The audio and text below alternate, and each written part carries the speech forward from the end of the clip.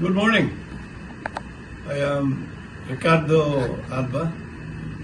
I'm the president and the CEO of UNAHCO. UNAHCO is a Filipino-owned company that sells veterinary lines and feeds for swine, poultry, pigeons, even for ducks. And we also have agri lines, agricultural chemicals, and the likes. It's an honor to be addressing you guys regarding the job and responsibility of a CEO or president.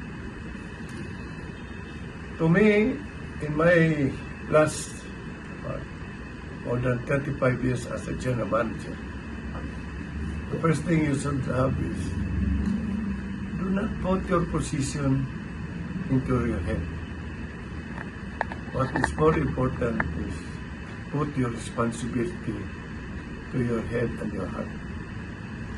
Your responsibility is towards, first and foremost, to the company, and that the people will do their job and deliver what is due to the company. I always say, let us deliver, let us give what is due to the company. Once we have done that, I assure you, what is due to you and me will be given by the stockholders. And people is an important asset. Of course, primary is product. We have good product. We have the product that will perform and deliver its promise. That's what in the marketing books are saying. And you have the people that can deliver what is a commitment. There is no rocket science needed here. First, as the leader, you have to be the model. Your people will see you work hard. And the moment they see you there, everybody will follow, believe me. If they see their leader work hard, they won't have any reason not to do the same thing. And that is what we call modeling the way. You model the way, walk the talk, and be sincere in your relationship. Relationship has been the key to the success of UNAHCO in the last 18 years. We have relations marketing. Our relationship with our distributors are very strong. It cannot be bought by our competitor because there has been a personal relationship established with the dealers. Would you like to ask some questions? Yes, I would like you to elaborate on some of the ways that you assisted, your company assisted during the COVID pandemic, and also, well, I guess we could answer that first, and then. First, when the lockdown was announced, one of my guys, former CFO, is now the CFO of the group of companies called, and was like, there's going to be a lockdown. You better go home to Cebu. I said, no. This is one time I have to be I have to be in the office so that if there are some problem, people can reach me. Believe me, in the first, 30 days or 60 days, the whole management committee of UNAHCO was reporting to the office. Every day, except Saturday. I come Saturday because I'm alone here, so I come Saturday, that's it. You know, as a result, our people out there in the province were working. Well, most of the competitors were nowhere to be found. As a result, we were able to grab market share because we are the only ones available. So we were here. We were risking our lives. Looking back, I think God was just there watching us, and nobody got sick. Nobody got sick. The irony is, after my 5th vaccine, I was hit with COVID. But that was a very mild one. So these are things that be reachable by anybody. Have an open door policy. And you assisted farmers with feed and things like that, naturally. Actually, you know, we are number one in game fowl. Our guys, we know what they did. They, as budget, they provided some of the workers in the cockpit. We call it masador. You know, if you go to the old cockpit before, if you have money, you want to bet, somebody will do the shouting for you. So they brought them rice, groceries, everything. After a few weeks, I realized we didn't have any expenditure, so I told Dante, Dan, you buy vitamins. So we provided vitamins, especially to our distributors. Then we learned that management was going to get an Indian vaccine. You know what we did? We called our distributors and said, we're allocating X number of vaccine for your family, so you don't have to worry.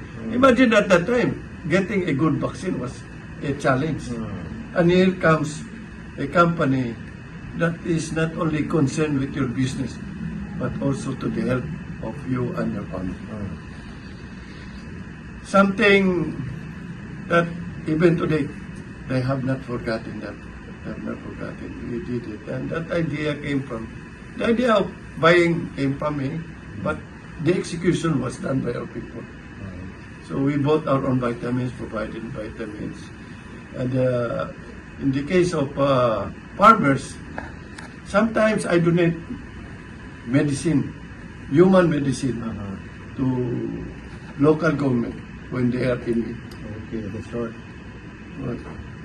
And every year, we donate certain amount to the abandoned old people. We have that Golden Acres. We have you should see how they live in a small bed, two people lying. Sometimes they don't have briefs or we donate them every year. Then one of the best things that I'm very proud of the team is there was an earthquake that hit the island of Bohol. When I went over the news, I read there was 3 kids, blowing a bath in a, how do you call it? A spring, small spring. That spring opened, and the kids were gone. Oh, shit. So I told the group, we have been blessed. Why don't we donate something to that barangay? Through on efforts of the group, we were able to donate 4 classrooms. After 6 months, another audio-visual room. The biggest challenge was, which I could not believe we were able to raise, was a gymnasium.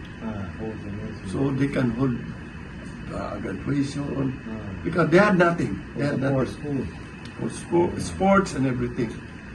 So I believe in the saying, you should know how to share your blessing.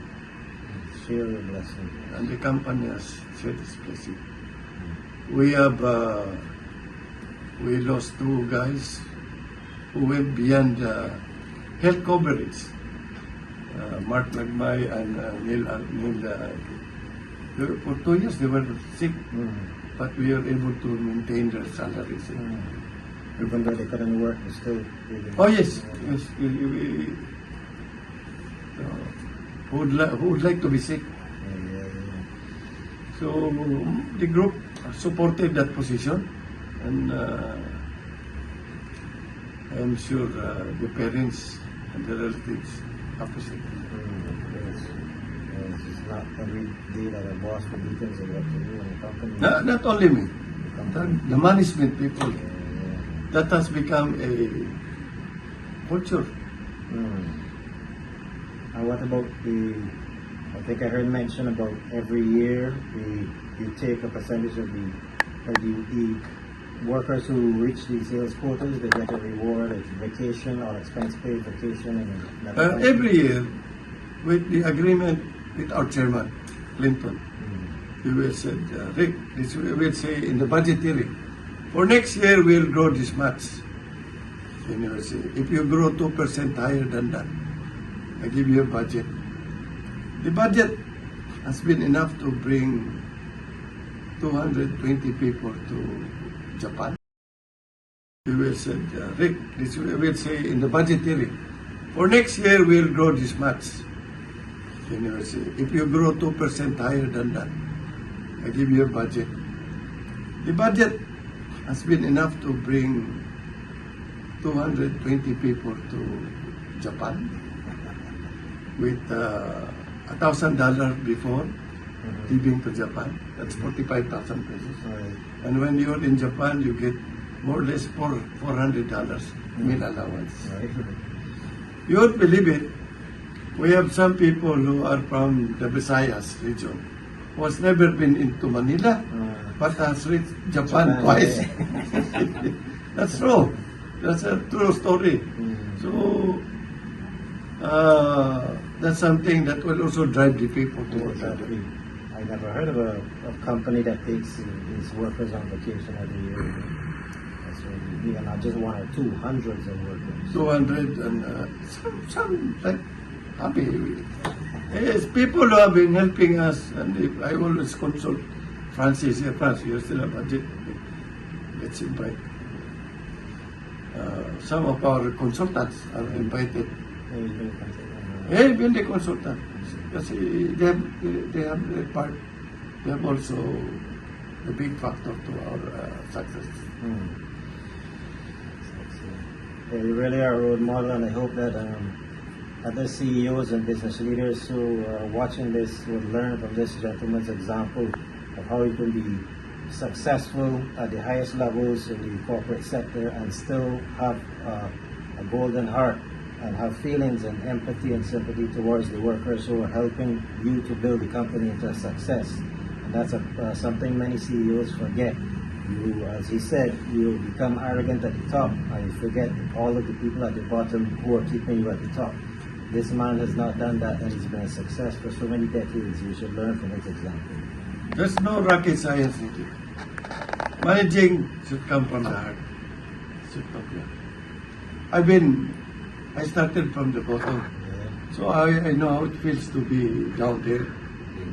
There were times that I felt I was set aside because they favored somebody else who were closer to them. And I promised myself, 40 years ago, when I become a manager, I will never do that. Everything should be by merits. By merits. I think it's very safe to say here, people gets promoted, they will be surprised, promoted. You deserve it, you work hard. You don't have to come to us and ask us to promote you. Just do your job. And it will be noticed. After all, that's why we are here. And we always say, if you love your family, take care of the job. Take care of your job. That's your main source of income. And that is how you can support your family. No rocket science. No rocket science. No rocket science. Simply, it comes to the family. That's why this gentleman, I'm really honored. Because he deserves it 100%. Thank you. Humility, positive contributions to humanity is the first CEO that I've ever met that genuinely 100% fits that description. Thank you. Thank you. Thank you. Muchas gracias. I'm really honored. I hope to see you guys late this year or next year. And I hope and pray that your business will also make your 14 hours. How many hours? 40 hours. 40 hours work. Yes, I hope to also make you proud of our efforts too and contribute Yeah. to the rest of the family. Actually, our team is very, not only happy, they're very proud that we have from that far place. Although it's a very famous place for tourism, but coming here, that's we treat people not because of the volume or this. We treat people because we are always proud to have new clients. Yes. Positive, unique philosophy you have here. Very impressed. I'm sure Mark, Claire, Dante will continue to maintain that kind of. It will always be there.